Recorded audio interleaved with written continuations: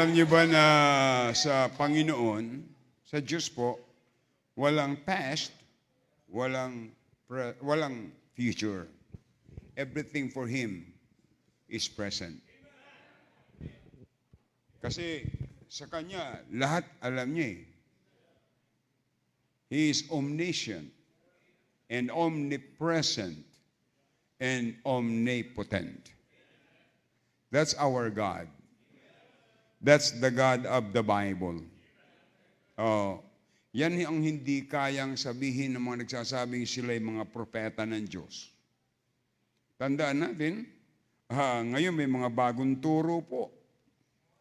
Yung outer darkness, mayroon ng yung nangunguna, mayroon na siyang anak na propeta. Ay ang sabi ng Bible, ang propeta hanggang lang kay John the Baptist. Kaya palagay ko yan ay mga false prophet na. Kaya salamat sa Panginoon, alam ng Diyos ang future sa Kanya, hayag na yan. Kita niya na yan lahat. Kaya salamat sa Panginoon na mayroon tayong God who is omniscient. Amen? Tayo po magsiyung lahat, basahin po natin ang Ephesians chapter 4. Ephesians chapter 4. Simulan po natin sa verse 11, basahin po natin hanggang 20. Kung nakuha nyo na po, Ephesians chapter 4,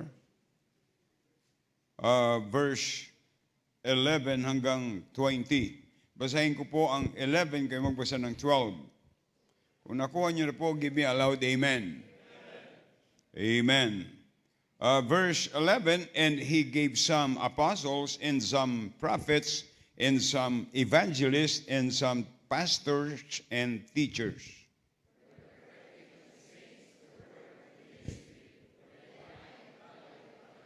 Till we all come in the unity of faith and of the knowledge of the Son of God unto a perfect man, unto the measure of the stature of the fullness of Christ.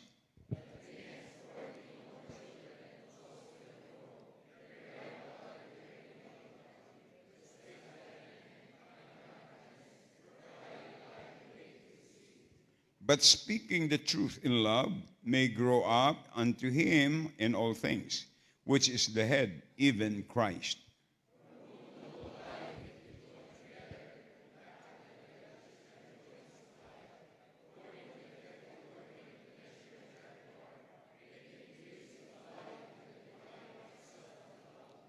This I say, therefore, and testify in the Lord, that ye henceforth walk not as other Gentiles walk, in the vanity of their mind, having the understanding darkened, being alienated from the life of God through the ignorance, who being past feeling have given themselves over unto lasciviousness, to work all uncleanness with greediness. But ye have not so learned Christ. Dakilang Diyos, pagpalain niyo po ang salita niyong mayag po ngayong gabi. Dalangin po namin na ito ay maging pagkapala sa bawat isa. Kayo po higit nakakaalam ng aming espiritual na pangailangan na matugunan, Panginoon. At kung mayroon pa ditong hindi ligtas, Panginoon, dalangin po namin na sila ay makakilala sa inyo bilang sariling tagapagligtas. Patawad po sa aming makasalanan. Ito ang aming dalangin sa pangalan ni Jesus. Amen. Thank you and be seated please. Well, sa binasa po natin mga kapatid, ay dito makikita po natin ang God and His servant, the pastor. Sapagkat ang sabi sa verse 11 ay very clear, and He gave some apostles and some prophets and some evangelists and some pastors and teachers. Kaya ang Diyos ang naglagay niyan. Of course, the first members of the church ay ang apostles. Then prophets, then the Lord put evangelists. Ang evangelist, yan po yung missionary. And then pastors and teachers.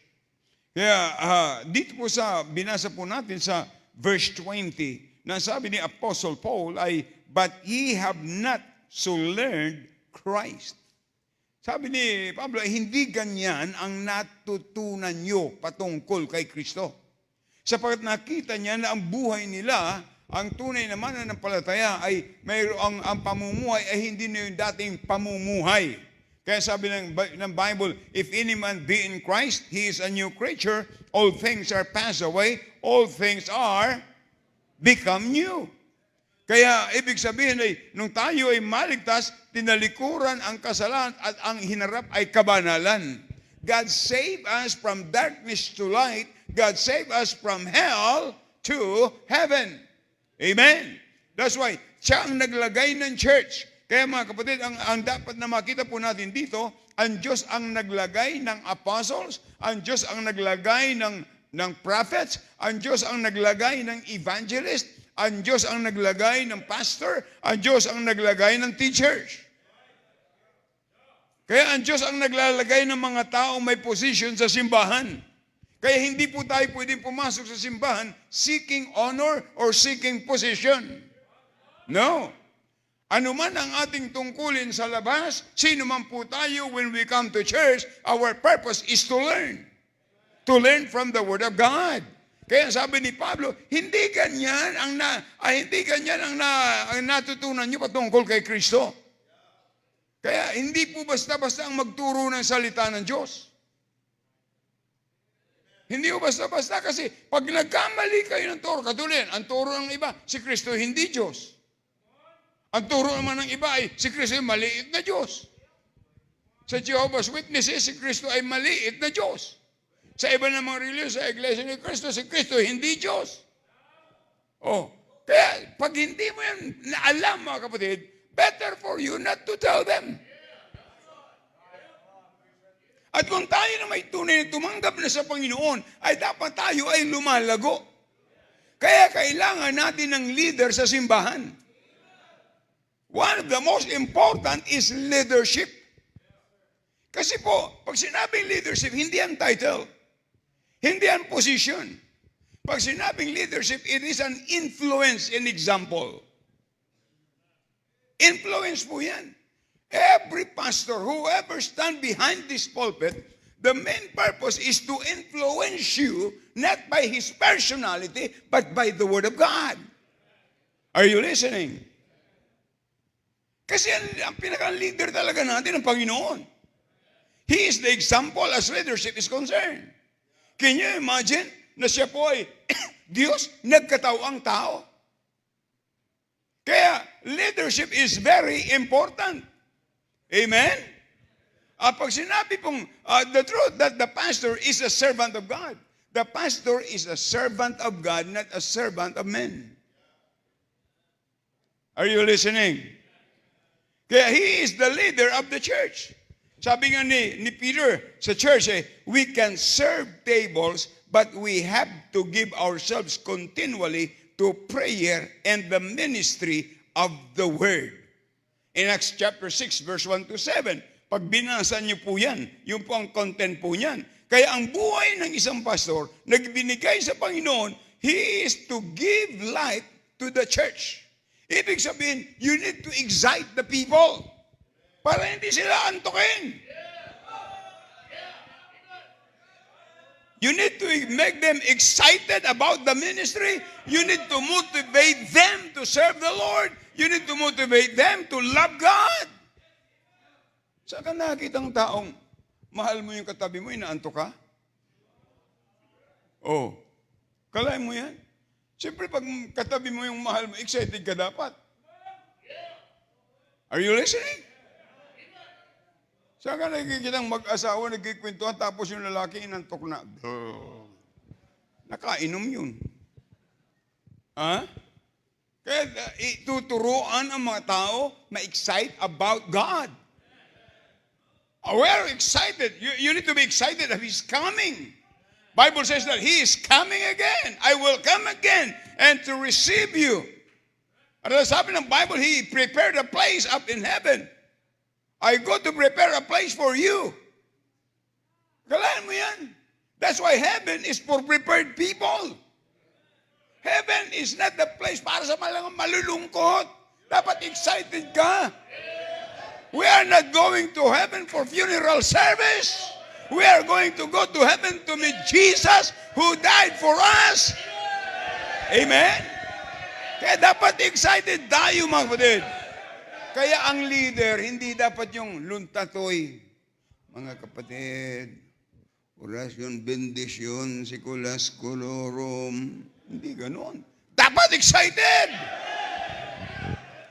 Amen? He is to give life to the church and encourage people. Oh, ako naniniwala.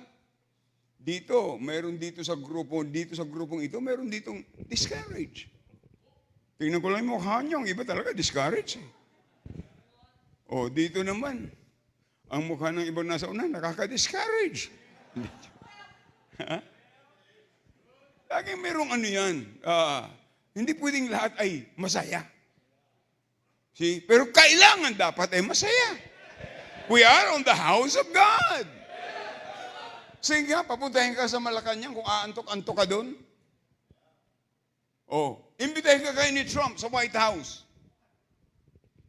Kung aantokin ka, diyan sa White House siguro pwede. Ha?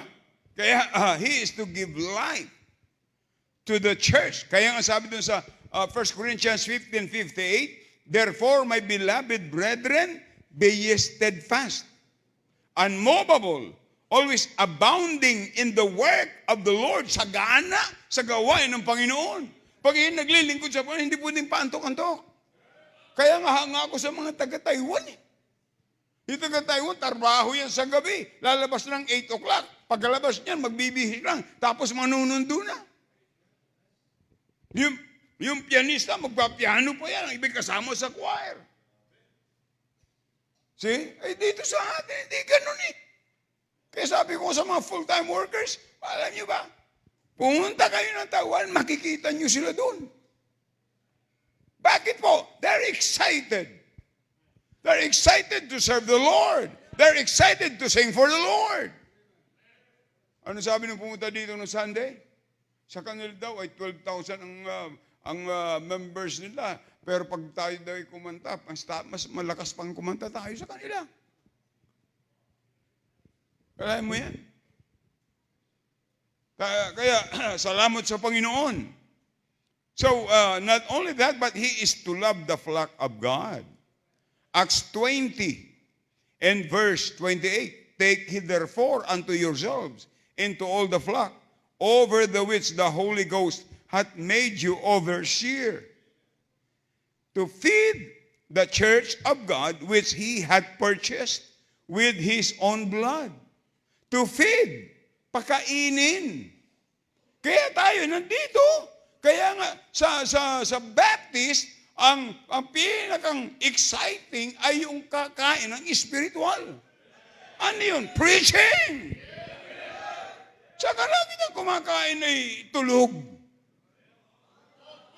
Ha? Saka lagi na kumakain ng hihina. There's something wrong. Amen? There is something wrong. Kaya, dapat natin makita mga kapatid, the God and His servant, the pastor, una po, the plan of God for His people. Ano yung plano ng Panginoon? Tandaan po natin ang sabi ng Bible, and He gave, and sa verse 12, for the perfecting of the saints, for the work of the ministry, for the edifying of the body of Christ. Feed them the Word of God. Perfecting. Pag sinabing perfecting means to make complete. To make complete, to equip accurately. Kinakailangan siya ay ma-equip. Kaya kailangan natin ng salita ng Diyos. Na tayo ay tumibay para tayo ay maging fit sa paglilingkod sa Panginoon. Tandaan po natin, God's plan for His church is not just to save people. Bagaman that is the main thing. We need to do more in evangelism. We need to do more in soul winning. Kaya magpapagawa tayo ng maraming trucks. Diyo nung linggo ng hapon, naubos yung trucks. Praise the Lord, naibigay. Minsan meron sa Bible College, kami, sabi pinagdala kami, tigi 100. Aba, yung isa kong kasama wala pang 20 minutes, naubos na. Yung pala, tig-5 ang ibinigay.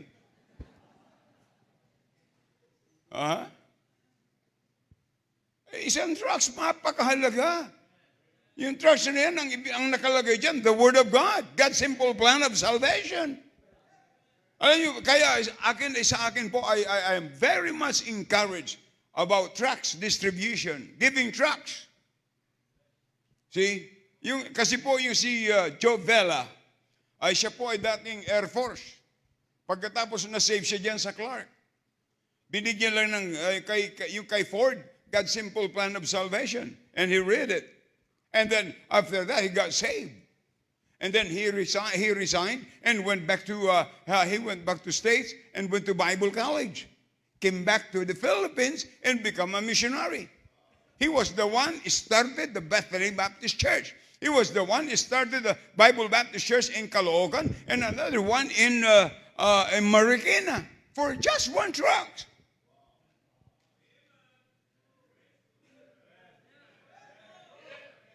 Kaya huwag kayong mahiya, ibigay yun. Kaya gagawin nga natin yung presentable na tracts.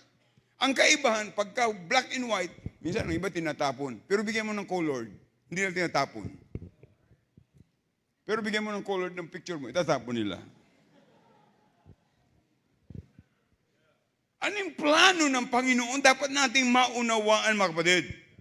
God's plan for His church is not just to save people, but to develop them into mature, equipped believers who serve and build one another in love. Yan po ang dahilan. Kaya hindi ka magiging soul winner, strong soul winner, unless you are equipped by the Word of God. You cannot be a great soul winner unless you fall in love with God. Mahalaga po yun, mga kapatid. Hello? Kaya, ito ang kailangan natin. Tandaan natin, God's plan is the best. Alam nyo, ang nakakalungkot, ay ibang Kristiyano punta ng simbahan, pero ayaw nila mapakinggan ang plano ng Diyos. Parang kaugalian na lang. See, every individual, God has a plan for us. May plano ang Panginoon. Huwag nating kalilimutan, hindi tayo iniligtas ng Diyos para pahirapan. Iniligtas na nga tayo sa impyerno. Are you listening? And we are looking forward of heaven. Iniligtas tayo sa impyerno. Hindi ka iniligtas para pahirapan, hindi para pagtiisin, kundi iniligtas ka para maging masaya na naglilingkod sa Panginoon. Kaya ang trabaho ng mga Kristiyano ngayon ay pasayahin ang Diyos. We need to make God happy of life that we have. Amen? The question is this. Masaya ba ang Diyos sa buhay mo? Sometimes a lot of Christians, they don't want to obey God's plan.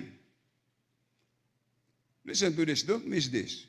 God's plan is better than your plan. Tamo si Jonah. God's plan for him is to go to Nineveh. But he thinks that his plan is better than God's plan. Instead of going to Nineveh, he went to Tarsus. Ano nangyari sa kanya? Kasi akala niya pag may ticket, okay na. O, tama-tama, nakalagay doon sa barko, Tarsus. Bumili siya.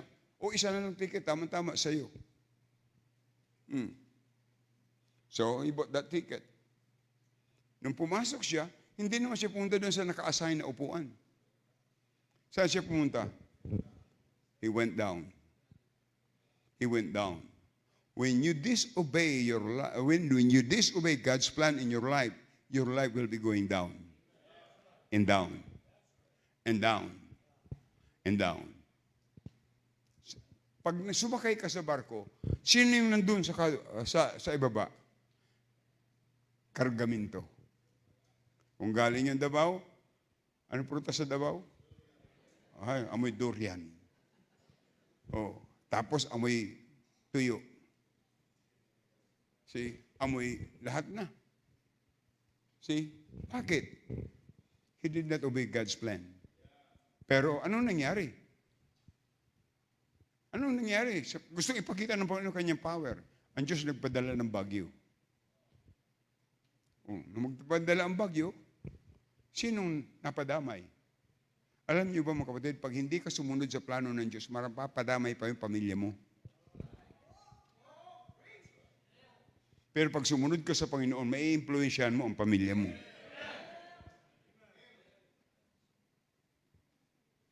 Maraming Kristiyano, akala mo, kasi iba ang tinapos niya. Tapos ng psychology, tapos ng kung ano man tinapos. Alam niyo, pagka ikaw'y sumunod sa Panginoon, kahit katatapos mo lang maligo, pagpapalain ka ng Panginoon.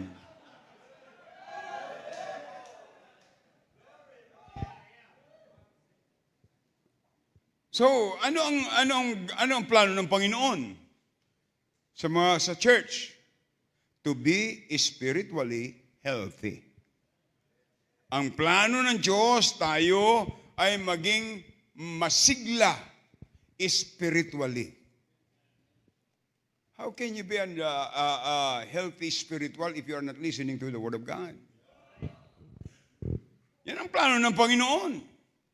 Sabi doon, for the perfecting of the saints, para maging matured.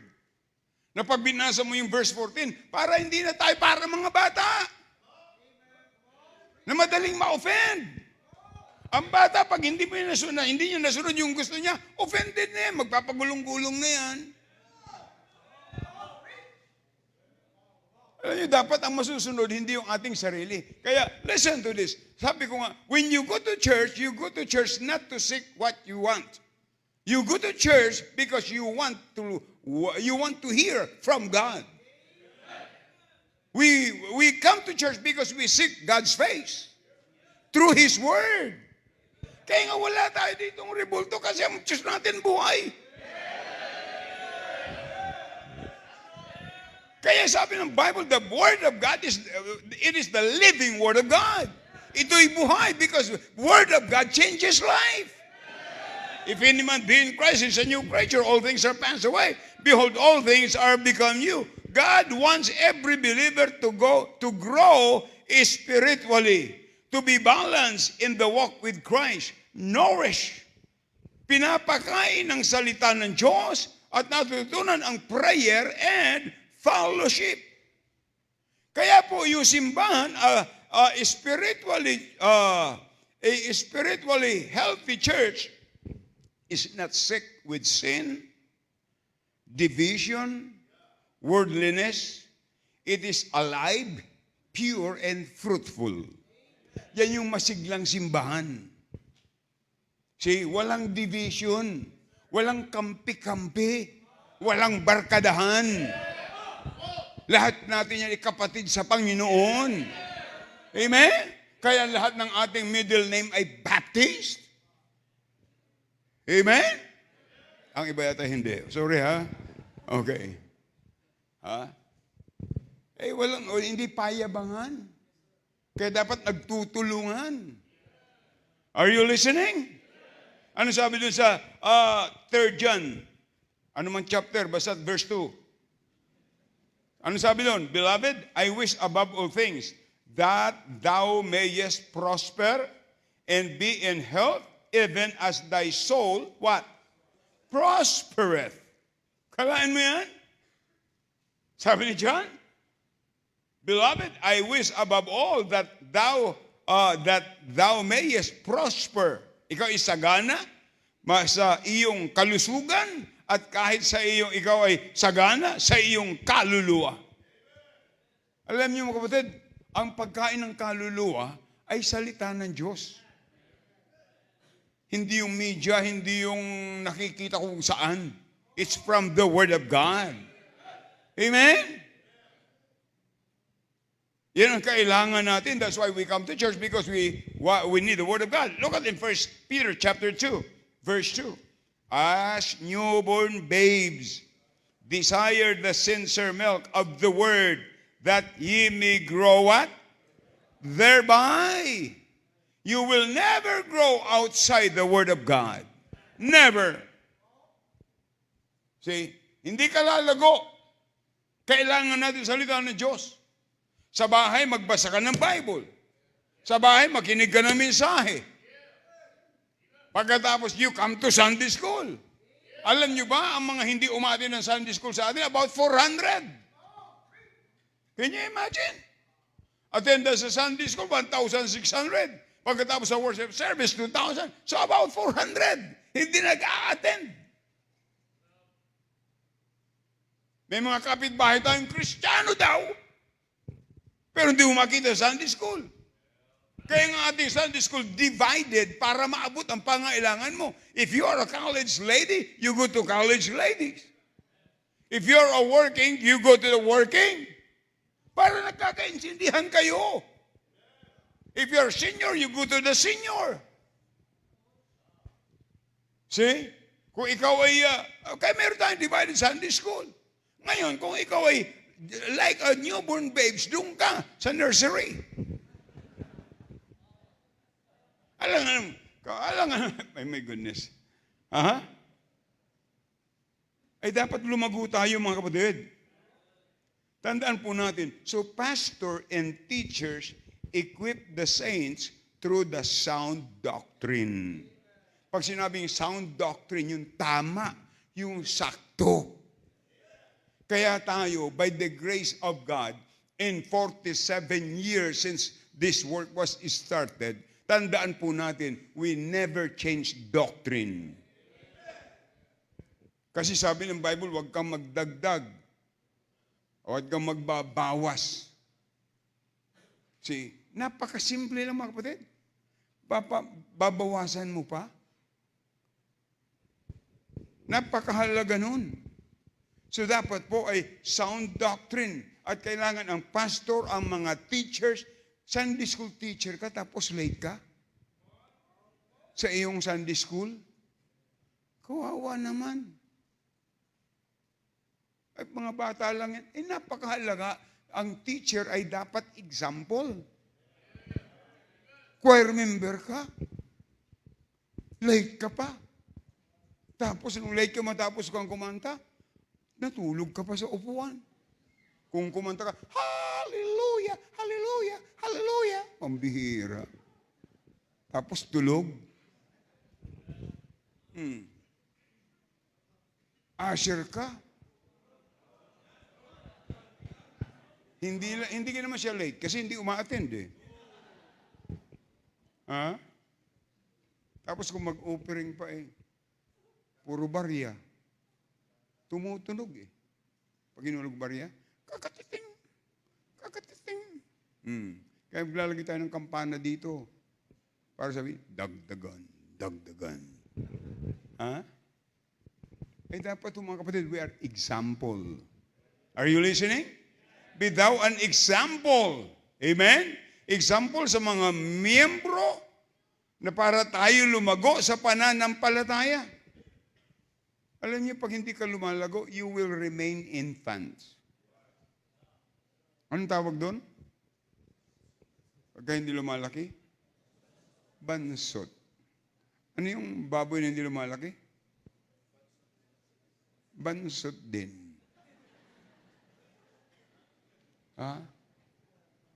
Ay yung taong hindi lumalaki. Unano, hindi bansot. Kaya, to be spiritually healthy. Kaya pag tayo kumanta, give your voice. Alam niyo ba, pagdating sa langit, we are going to sing with the countless angels. At ang busis natin, katulad ng busis ng angel, wala nang sintonado doon. Wala nang 120 doon. Wala nang 180 doon. Ang busis natin, mga busis angel. Kaya, magsanay ka na dito. Kasi pagdating sa langit pag kumanta doon, pakantayin tayo ng angel, awitin natin yung about there's power in the blood. Ay kung hindi mo memorize, paano mo kakantahin? Kaya dito pa lang, memorize na natin. pagdating sa langit.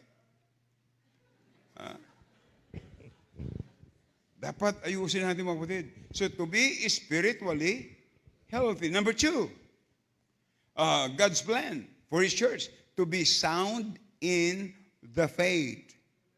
Sabi doon, for the work of the ministry, you cannot involve in the ministry without faith. Why? Because faith is one of the words in the Bible that will make God happy. That's why he told the apostles, have faith in God. What is faith? Faith is taking God at His word. See, yan ang nagpapasaya sa Diyos. Yan ang nagpapasaya sa Diyos. Akalain mo si Zaccheo? Oh, nung mabalitaan niya doon si Kristo, ay kasi tagapandakan siya. Oh, umakyat sa sycamore tree. Makita lang ang Panginoon. Ay nakita ng Panginoon. Kahit na yung tagapandakan, may kaluluwa yun. Pinuntahan siya ng Panginoon. Anong trabaho niya?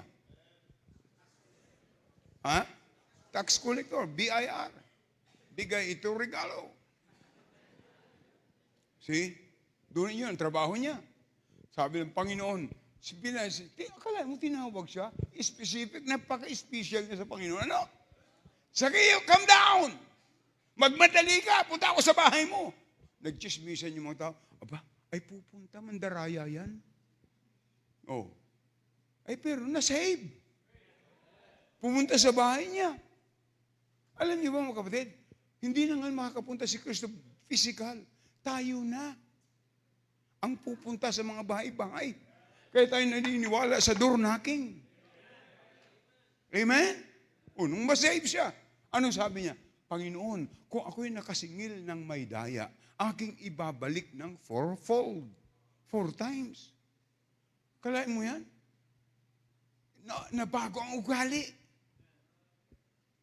Kalain mo, ugali sa pagiging mandaraya, pagkatapos naging honest.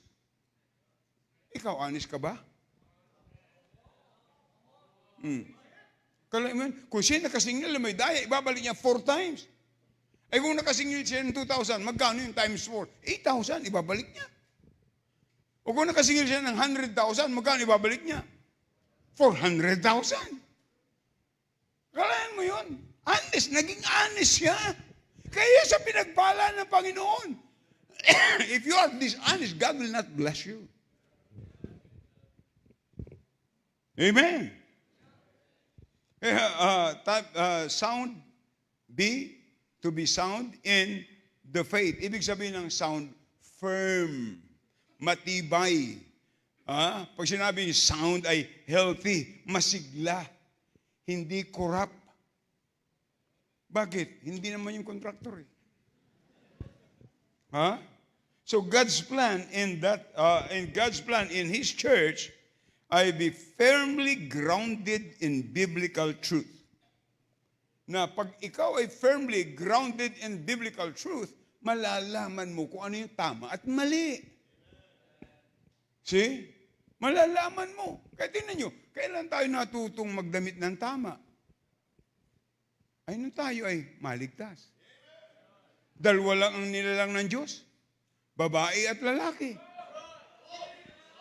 Oh. Kaya dalawa lang ang damit. Sa lalaki, pantalon, sa babae ay palda. O kaya, ano ba yan? Bestida. O palda at may blouse. Huwag naman yung walang blouse. Bestida. Yun. Ay hindi. Alam mo mga babaeng nakapantalon, pagpunta doon sa CR, hindi doon sa may drawing na pantalon napunta. Bakit doon siya napunta sa ang drawing ay nakapalda? Kasi alam niya, pambabae yun. Pero ang ibang babae, nakapantalon, pero doon sila napunta. Parang hindi tayo nagkakaintindihan.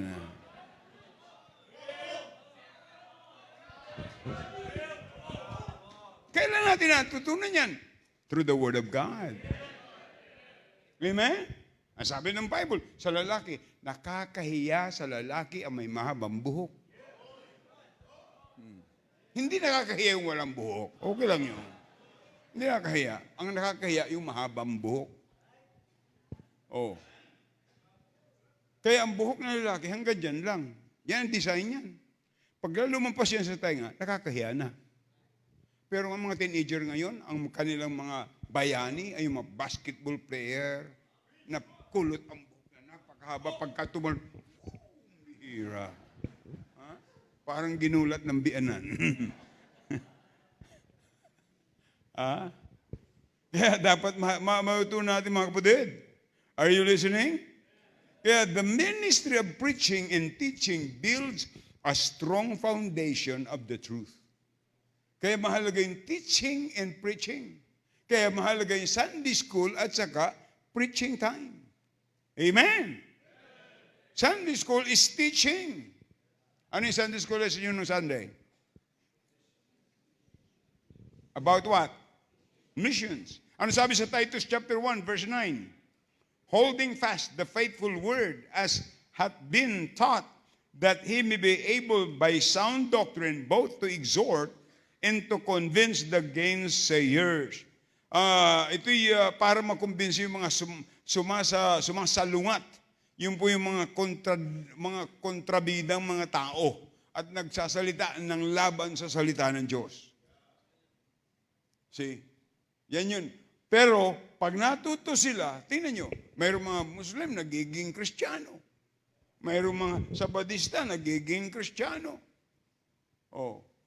Bakit? Nakikinig sila ng salita ng Diyos. Ano sabi ng Bible? Colossians chapter 2 and verse 7.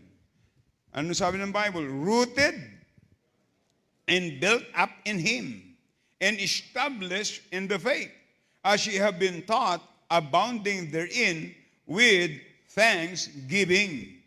Ay naugatan at itinayo at built, tinatag sa Kanya, nakatayo sa Panginoon, ugatan.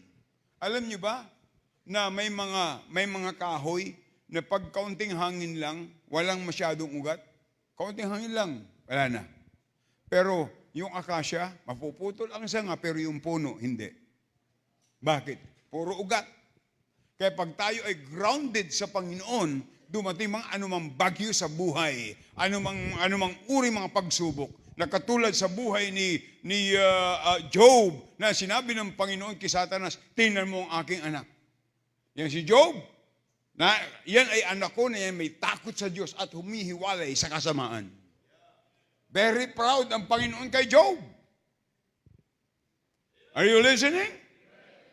Kaya yung a sound church knows what it believes and why it believes it. Kaya yung tamang katuruan, yung tamang simbahan na sila po ay tama ang pinaniniwalaan at alam nila bakit nila pinaniniwalaan. Kaya nga doon sa tracts natin may nakalagay, do you know for sure that if you die, you are going to heaven? If not, hindi nila maintindihan yan eh. Pag sinabing, what if we die today? Are you sure 100% that you are going to heaven? No, I don't know. Do you want to know? Siyempre, yes. Oh, get him saved. That is soul winning. Amen?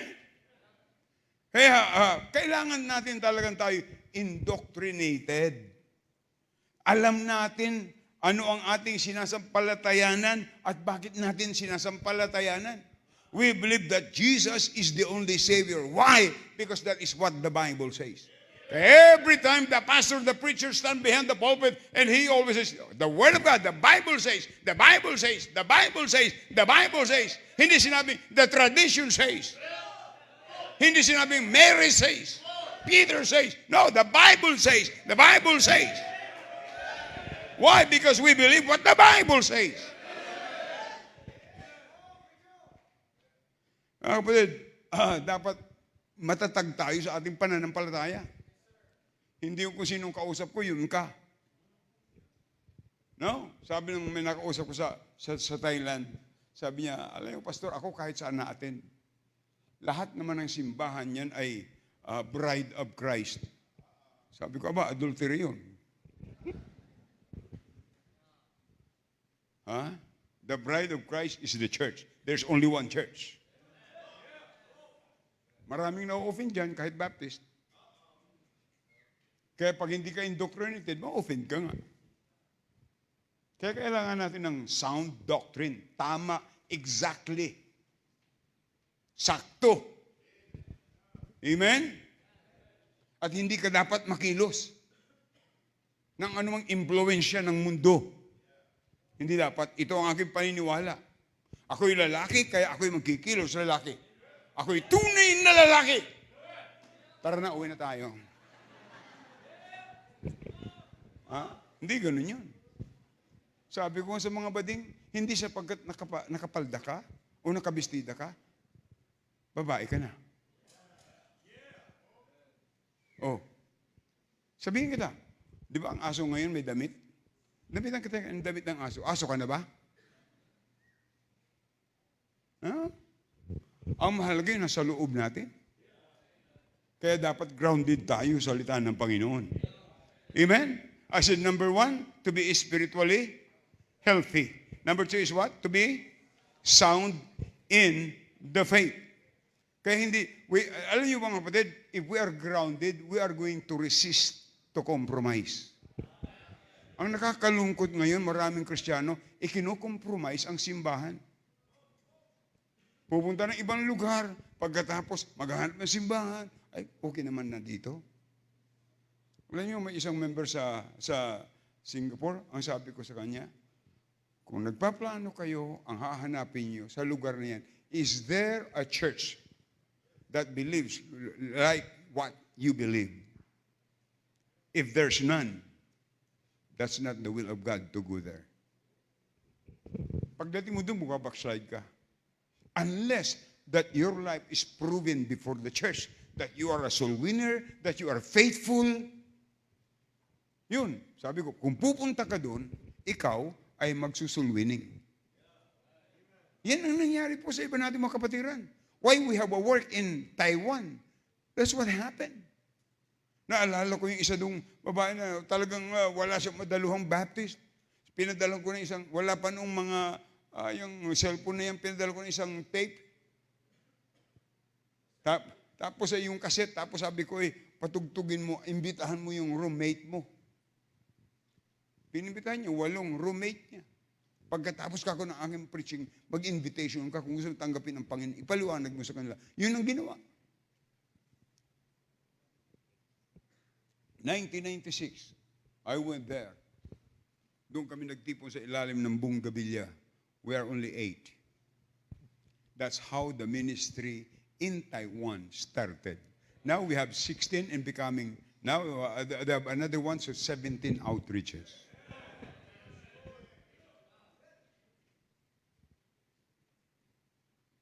Tapos, mayroon tayong isang kapatiran nasa Hong Kong. Hindi siya sanay sa live stream. Ayaw niya. Tapos umatin ng ibang simbahan. After ng ilang Sundays, bumalik.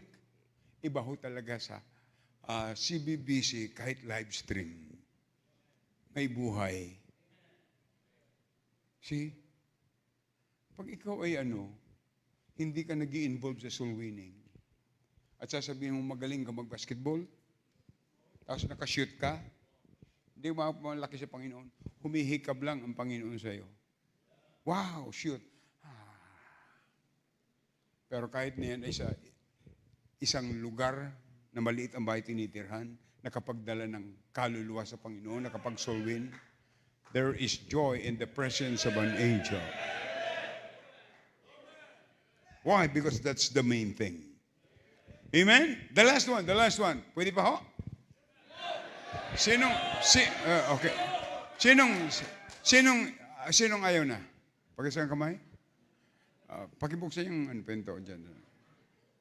Okay. So number 3. I said number 1, to be spiritually healthy. Number 2, sound in faith. Number 3, to be strong in their conviction. Sabi diyan, for edifying of the body of Christ. Anong ibig sabihin yan ng conviction? Matibay matatag, di matinag na paniniwala. Grabe, no? Kaya pag ikaw'y naniniwala na Baptist Church din na yun ng Panginoon, hindi mo papalitan ang signboard mo. Amen? Kinakailangan ay Baptist. Hindi Baptistic. Yung sinasabing Baptistic, parang makahapon. Pero hindi siya hapon. Kaya yung Baptistic, hindi yan Baptist. Baptistic lang. Sabi niya, for the edifying. Edifying means building up. God's plan is for His people to stand firm in their biblical conviction and live them out courageously. See, na dapat ipamuhay na meron tayong tapang. Kaya pag soul winner dapat agresibo. Amen? Kasi akalain mo, ang taong unsaved, nasa daan patungo saan yan? Nalulunod patungo sa impyerno. Nakita na pa ko yung nalulunod. Ay, nalulunod. See? Agad naghahanap pa. Paano mo siya isasalba? Dapat ganun po ang mga soul winners. The world is going to hell. They need Jesus Christ. Why? Because Jesus Christ is the only way going to heaven. Not the church, not religion, not Peter, not Mary, not the priest, neither the Pope. It's the person of Jesus Christ. Because Jesus said, I am the way, the truth, and the life. No man cometh unto the Father but by me. Mga kapatid, pag sinabing conviction is not an opinion. Pag sinabing conviction, hindi po yan opinion. Yung di matinag na paniniwala. Amen? They are truth that we are willing to stand for even when tested. Pag tayo sinubok, matututo tayo. Panindigan. Alam niyo ba si Daniel? Nanindigan siya. Hindi siya kumain ng pagkain ng hari. Kwento ng Baptist pastor, namista pa sila. Pagdating nila sa isang pinuntahan, ay, piyesta. Tama-tama, pastor, halik kayo.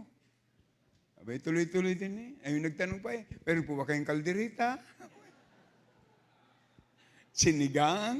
Mira. Juicy pa eh. Bakit may piyesta? Handa yan sa Diyos-Diyusan eh. Dapat matatag ang ating paniniwala. Mayroon pang mga Baptist na naghahawak sa binyag ng Katoliko. Oh, alam mo yan? Wala namang binyag sa bata sa Bible. Ang binibinyagan ay yung mga ligtas na. Yung tumanggap na sa Panginoon. Kahit sa Protestant, may ninong-ninong pa sila. Pag tinatanong yung bata, tinatanggap mo ba si Kristo na sarili mong tagapagligtas? Kaya tinatanong mo yung bata. Sinong sumasagot? Yung ninong. Kaya dapat binyagan yung ninong. Doctrine, mga kapatid. Are you listening? Ano sabi ng Bible sa Romans 14:5? One man esteemeth one day above another. Another esteemeth every day alike. Let every man be fully persuaded in his own mind. Tandaan po natin, ang sabi ng iba, ang araw na ito mas mabuti kaysa isang araw. Tandaan po natin, mga kapatid. Dapat maging matatag tayo, araw-araw ay mabuti. Ilagay natin sa God. Tignan mo, ang Diyos ang nagbigay ng araw-araw na yan. 7 days. Dapat ang Kristiyano masaya. Tanggapin natin, mga kapatid. Araw-araw mayroon tayong blessing. Kaya minsan nalulungkot ang Kristiyano kasi hindi nila na-appreciate yung blessing nila ng araw na yun. Ay gisingin ka lang ng Panginoon eh. Ay blessing na yun eh. Maimulat mo lang ang mata mo? Oh. Bakit minulat mo? Kasi yung salamin ko. At least, nakamulat ka. O tama, pagka ako'y walang salamin, ang gagwapo ng mga ito. Grabe. Pag nilagay ko na salamin ko, wow! Mas gwapo. Minsan nagsisinungaling ang tao. Okay. Look at in 1 Corinthians chapter 16, verse 13. Watch ye, stand fast, in the faith. Which ye, like men, be strong. Anong ibig sabihin yan? Mapagbantay. Dapat tayo ay maging matatag sa ating pananampalataya at dapat tayo ay maging strong katulad ng mga lalaki. See? Kaya bawat lalaki, ini-expect ng Diyos, malakas tayo. Mas malakas tayo. Amen? So, believers who are strong in conviction build others up. Pag ikaw ay malakas ang conviction mo, ikaw ay strong in your conviction, nakakatulong ka para i-build up yung ibang Kristiyano. Kasi totoo naman yan, may mga nanghihina. Huwag nating iwanan yun. I-build up natin sila. Kaya meron tayong discipleship. Alam niyo mga kapatid, dapat lahat tayo makaranas ng discipleship. Pastor, alam ko na yan. Hindi ko sinabing hindi mo alam. I-practice natin. Andun na lahat eh. Pag ikay nagpa-disciple, discipleship. Kaya sabi ng Bible, the disciple grow. Lumago yung mga disciples. Pag sinabing disciples, followers of Jesus Christ. We are not followers of men, we are followers of God. Amen? Kaya napagaganda yung impluensya. Kung ang bawat isa ay impluensyado ni Kristo, makaka-impluensya tayo sa iba na katulad din ng Panginoon. Kaya sabi, lagi ko ito sinasabi, tell me who influenced you, and I will tell you who you are. O tingnan nyo, sinong nag-impluensya kay Joshua? Si Moses. Pero si Joshua ay weak. Kaya sa chapter 1 pa lang ng book of Joshua, sabi doon, be strong, be strong, be strong, be courageous.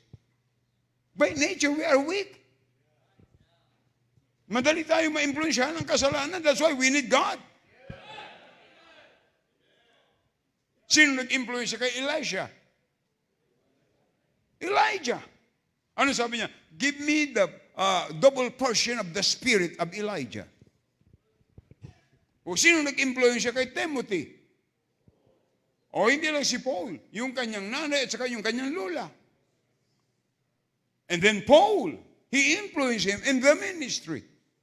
Kaya nga hindi masyadong nahirapan si Paul na mag-disciple kay Timothy. Alam niyo kung bakit? Sapagkat sila'y naturuan na si Timothy nung nanay niya at ng lula pa. Kaya sabi ng Bible sa mga magulang, train up a child in the way he should go, and when he is old, he will not depart from it. Kaya ang tanong mga kapatid, tayong mga magulang, anong impluensya meron tayo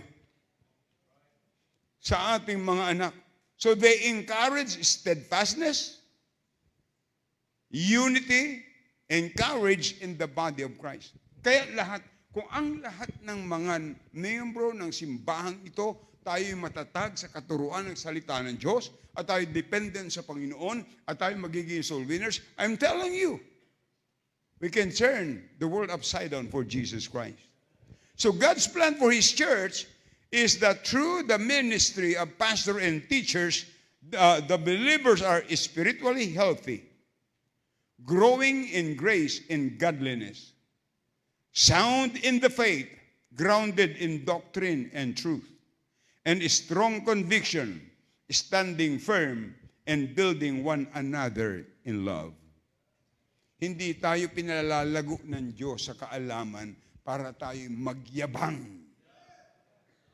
para tayo magmalaki. Tayo'y biyaya ng Diyos kung tayo lumalago to make us more humble and to influence others.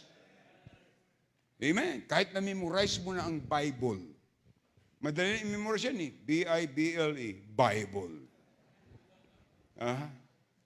Kahit na-memorize mo yun, the entire Bible from Genesis to Revelation, hindi ka pwedeng magmataas. At sasabihin mo, I know better than the pastor. If you knows better than your pastor, why did God did not put you here to pastor? Mga kapatid, God's plan is better than our plan. And God's plan is the best plan.